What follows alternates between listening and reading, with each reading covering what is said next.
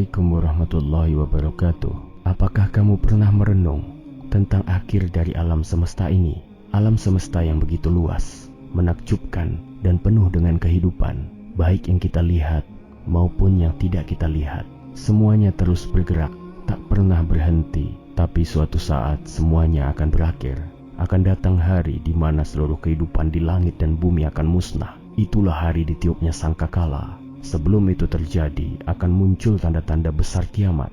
Matahari akan terbit dari barat, munculnya makhluk aneh dari dalam bumi, munculnya asap pekat menutupi langit. Ketika semua tanda besar itu telah muncul, pintu taubat akan tertutup, dan hanya orang-orang terburuk yang masih hidup saat itu menyaksikan tanda-tanda kehancuran. Kemudian datanglah tiupan pertama dari sangkakala, tiupan yang sangat dahsyat, yang membuat semua makhluk pingsan dan mati, kecuali yang dikehendaki Allah untuk tetap hidup.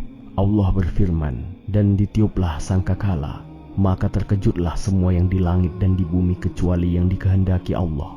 Quran Surat An-Naml 87. Tiupan ini datang tiba-tiba saat manusia masih sibuk dengan urusan dunia. Tak ada waktu untuk menulis wasiat, tak sempat kembali kepada keluarga. Semua terdiam, semua berakhir.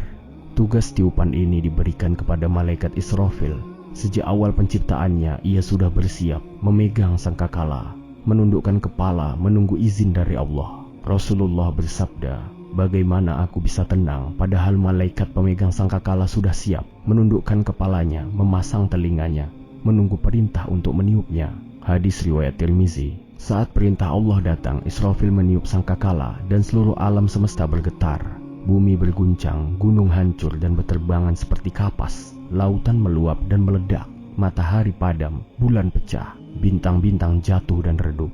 Dunia menjadi gelap gulita, tiada cahaya, tiada harapan.